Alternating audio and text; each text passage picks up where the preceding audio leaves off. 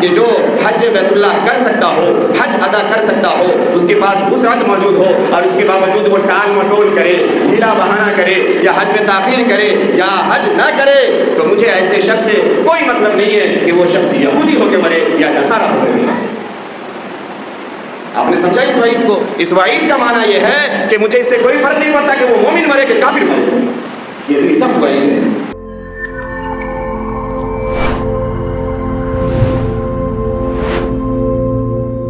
میرے محترم بزرگوں اور دوستوں، آج ہمارا حال یہ ہے، جو ہمارے قوم کا حال ہے، جو ہم دیکھتے ہیں، جب باتیں کرتے ہیں، اگر بات کرنے لگے تو لوگوں کو نیند آنے لگتی ہے، سوچ رہے ہیں کیا باتیں شروع کر دی ہے۔ اب میں اس وجہ سے بنیادی مسائل کبھی نہیں چھیڑتا، لیکن ابھی جو حالات دیکھ رہے ہیں دن بدن ہم لوگ، وہ ہمارا حال یہ ہے کہ ہمارے قوم کے جو بچے ہیں اور قوم کے جو لوگ ہیں، بیچ والے سے تھوڑے نیچے والے، بیچ والے ہی کہہ سکتے ہیں اس کو، یعنی جو 25 30 35 کے ہو گئے ہیں جوان، انجینئر ٹائپ والے جو کھیت کھلیان کو سنبھالے ہوئے ہیں، اس کی بات کہہ رہا ہوں میں، اور جو 10 12 سال کا بچہ ہے وہ تو کہیں ہے۔ ان کا حال یہ ہے، اللہ معاف فرمائے، بنیادی مسائل بھی ہم نہیں جانتے۔ میں نے گزشتہ ہفتے بات کی تھی، آپ کو شاید وہ ایک لائن یاد ہوگا، وہیں سے میں بات شروع کر رہا ہوں کہ آج ہمارے بچوں میں دین نہیں ہے، دینی تعلیم نہیں ہے، دینی شعور نہیں ہے۔ اس کا ذمہ دار کون ہے؟ اس کی ایک وجہ سب سے بڑی یہ ہے کہ آج ہمارے گھر میں جو عورتیں ہیں، جو ان بچوں کی مائیں ہیں، ان کے پاس دینی علوم نہیں ہے، دینی شعور نہیں ہے۔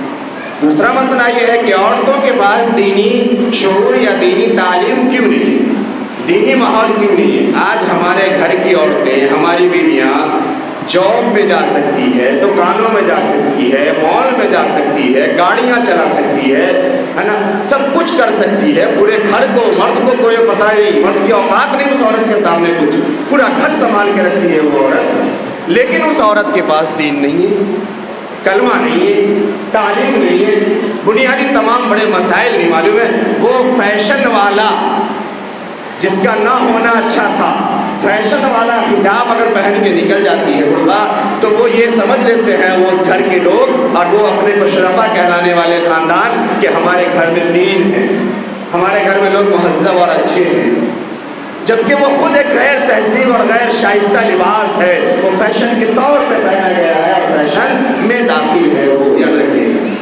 تو بنیادی مسائل ہیں۔ میں نے قرآن کی آیت پڑھی تھی، وہاں سے صرف اس میں 3 مسائل ملتے ہیں، ان 3 مسائل کے فرائض کو میں صرف بیان کر رہا ہوں اور پھر اس کے بعد 2-4 مسائل بیان کر کے بات ختم کرتا ہوں۔ اور میں اب کوشش یہ کر رہا ہوں کہ انشاءاللہ اب میں جو بنیادی مسائل ہیں، بالکل شروعاتی مسائل، ان مسائل پہ انشاءاللہ میں کچھ چند ہفتوں جو ہے گفتگو کرنے کی کوشش کروں گا۔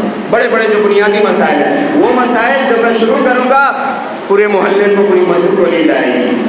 ہاں چونکہ معلوم ہے نا، کان پکنا شروع ہو جائے گا مسائل جان کر کے، لیکن وہ مسائل بھی معلوم نہیں اور اس کا عمل بھی نہیں۔ میں نے جو آیت پڑھی تھی پہلے اس سے ترجمہ کرتا ہوں۔ اللہ رب العزت نے فرمایا، اے ایمان والو، اذا قمتم الی الصلاۃ، جب نماز کے لیے تم تیار ہو، جب نماز پڑھنے کی کوشش کرو، جب نماز پڑھو، فاغسلوا وجوہکم، تو اللہ نے پہلے وضو سمجھائی، بعد میں غسل سمجھایا، پھر تیمم سمجھائی۔ ترتیب یہ ہے، فرمایا کہ دیکھو اگر جب تمہیں نماز پڑھنی ہو تو پہلے وضو کرو۔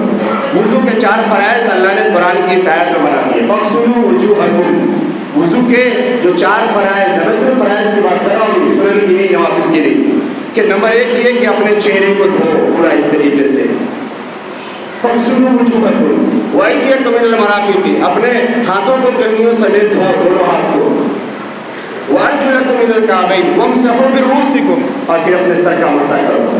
اس کے بعد ہے اپنے پاؤں کو الی الکعبین، یہاں تک، گھٹنوں تک، یہاں تک دھو، گھٹنوں جسے کہتے ہیں ٹخنوں تک دھونا۔ یہ 4 فرائض ہیں۔ آپ غور کریں اور پوچھیں، سن لینا اور کہہ لینا، بتا دینا تو بڑا آسان ہے۔ کیا آپ کے گھر میں بچوں کو یا آپ کی عورتوں کو معلوم بھی ہے؟ اور پھر یہ کہ یہ جو اعضائے فرائض ہیں، اس میں ذرا برابر بھی خشک نہیں رہنا چاہیے، ذرا سا بھی اگر سوکھا رہ گیا تو پھر وضو درست نہیں ہوگا۔ یہ مسائل ہم نے اسے بتائے۔ ہم تو جوانوں کو دیکھتے ہیں، آئے دھڑا دھڑ وضو کیا، ایڑی پوری پیچھے سے پوری جوتے کے تک وہ سولی کی طرح پوری سوکھی ہوئی چلے آئے نماز میں، اور کسی نے اشارہ کرنا تو ایسے سے رگڑ لی، ہو گیا، نہیں ہوگی نماز، نہیں ہوگی۔ آقا صلی اللہ علیہ وسلم بیٹھے ہیں، ایک صحابی صحابی آئے, جلدی سے وضو کیا, جلدی سے نماز پڑھی, آپ نے فرمایا نماز پڑھا لو. یہ حدیثیں ہم سنتے رہتے, سب دن کی نہیں ہے, عام کتابوں میں لکھی ہوئی ہے. 3 مرتبہ دہرایا, فرمایا کہ ایسا شخص جہنمی ہے جس کے وضو درست نہ ہوتے ہوں, اور بنا وضو کے نماز نہیں ہے. ایک چیز یہ. دوسرا مسئلہ اللہ نے قرآن میں اسی آیت میں فرمایا کہ اگر تم وَإِن جُنُبًا فَطَهَّرُوا, اگر تم ایسی حالت میں ہو کہ تمہیں غسل کرنا تمہارے اوپر فرض ہو اور واجب ہو. یہ ایک مسئلہ بھی تفصیلی ہے کہ کن کن صورتوں میں غسل فرض ہو جاتا ہے, اس سے بات کریں گے. لیکن یہ کہ اگر غسل کی حالت میں ہو تو غسل کرو. اب غسل کا مسئلہ ہے, ہمارے یہاں شیمپو اچھا والا ہے, صابن اچھا والا ہے, شاور اچھا والا ہے, لیکن غسل کا طریقہ ہے. ہم گئے, خوب گھنٹوں شاور میں نہائے اور شیمپو بھی لگایا, صابن بھی لگائے, لیکن اگر ہم نے جو 3 فرائض تھے اس کے, اگر ہم نے اس کو پورا نہیں کیا تو غسل نہیں ہوگا. نمبر 1 پہ کلی کرنا تھا اچھی طریقے سے, کلی ہم نے کیا یا نہیں کیا. اگر کلی نہیں کیا غسل نہیں ہوگا, چاہے گھنٹوں نہا کے آپ نکل جائیں. ناک میں پانی ڈال کر کے ناک کی صفائی کرنی تھی, پانی پہنچانے تھے ناک کی نرم ہڈی تک, بانسے تک, ہم نے وہ کیا یا نہیں کیا؟ نہیں کیا. آپ چاہے تالاب میں نہا لیں, ندی میں نہا لیں, شاور میں نہا لیں, جہاں نہا لیں, جتنے مہنگے تھے ان کے صابن اشرف کو لگا لیں, غسل نہیں ہوگا. یہ معلوم ہونا چاہیے. اس کے بعد تیسرے نمبر پر ہے کہ پورے بدن کی صفائی ہونی چاہیے. پورے بدن میں پانی بہنا اور اس طریقے سے بہنا کہ پورے بدن میں کہیں پہ سوکھا نہ رہے. اگر سوکھا رہے گا تو غسل نہیں ہوگا. کیا نوجوانوں کو ہمارے یہ مسائل معلوم ہے؟ معلوم ہے تو اس حد تک معلوم ہے کہ غسل بھی صحیح کر سکے نہیں. اس کے بعد تیسرے نمبر پہ بات آتی ہے تیمم کی, اس کو پھر کبھی بات کریں گے. اس کے بعد جب یہ کر لیتے ہیں, میں نے جو حدیث پڑھی تھی, اللہ کے رسول نے فرمایا مفتاح الجنت الصلاۃ, کہ جنت کی جو کنجی ہے وہ نماز ہے. اور آگے فرمایا مفتاح الصلاۃ الطہور, کہ نماز کی جو کنجی ہے یہ پاکی ہے, یہ طہارت ہے. پاکی اور طہارت ہماری اگر جب تک مکمل نہیں ہوگی, نماز ہماری درست نہیں ہوگی, اور جب تک نماز درست نہیں ہوگی, یاد رکھیے گا کہ جنت میں جانا نصیب نہیں ہوگا. تو نماز کے بنیادی مسائل ہمیں آنے چاہیے. بنیادی مسائل کو ہم اب ایک ایک کر کے انشاءاللہ آئندہ ہم بیان کریں گے. اب تک ہم نے نہیں چھیڑا تھا بنیادی مسائل. ہم یہ سمجھتے تھے کہ ہم پڑھے لکھے معاشرے میں رہتے ہیں, ہمارے قوم کا بچہ کم سے کم یہ سب بڑے بڑے مسائل تو جانتا ہے, لیکن بچہ کیا اب تو بوڑھے کے بھی خبر آتی ہے کہ بڑے بڑے مسائل نہیں معلوم ہے. اس لیے بنیادی مسائل کا بات کرنے کی ضرورت ہے اور اس پہ غور کیا جائے گا. ایک مسئلہ سمجھ لیجیے, ایک مسئلے کا میں سے بیان کر رہا ہوں. ایک یہ کہ ہمارے یہاں کیا ہوتا ہے, رکوع میں گئے, سجدے میں گئے, سجدے میں گئے, پھر سجدے میں گئے. میں بارہا کہتا ہوں, میں کبھی کبھی قل واللہ پڑھتا ہوں اور والعصر پڑھتا ہوں یا انا اعطینہ پڑھتا ہوں. میں 2 رکعت سنت نہیں پڑھ پاتا ہوں, پوری مسجد خالی ہو جاتی ہے. پر اس سے چھوٹی کون سی صورت ہے جو محلے والے پڑھتے ہیں؟ یا حافظ جی سے بھی تیز پڑھنے والے ہیں جو وہ اتنی تیز پڑھتے ہیں کہ انا اعطینہ میں بھی میں مقابلہ نہیں کر پاتا ہوں ان کا. میں ایک بڑی وجہ یہ ہے جس کی وجہ سے میں نیچے سنت نہیں پڑھتا ہوں. ایک تو یہ کہ بہتر ہے کہ سنت آدمی اپنے مقام پہ پڑھے, یہ ایک الگ مسئلہ ہے. ایک وجہ یہ بھی ہے, ایک انتشار ہو جاتا ہے دماغ میں, میں نے 2 رکعت ابھی پڑھی, ابھی آگے پڑھنا ہے, پورا مسجد خالی ہو گیا, اگلے امام صاحب جو لوگ آ گئے. ایک یہ فرض نمازوں کی یہ کبھی میں رکوع میں جا رہا ہوں, لوگ پہنچ چکے ہیں. کبھی ابھی میں سمی اللہ علیہ بول رہا ہوں, لوگ کھڑے ہو چکے ہیں. ابھی میں کھڑا ہوا ہوں, لوگ سجدے کے لیے نیچے جا چکے ہیں. آپ کو پتا ہے ارکان جسے کہتے ہیں اور تعدیل ارکان یہ واجب ہے, یہ واجب ہے. کھڑا نہیں ہوئے, جھکنے کے بعد صحیح سے کھڑے نہیں ہوئے, سجدے میں سے اٹھے, سکھ سے نہیں اٹھے, یہ واجب ہے تعدیل ارکان.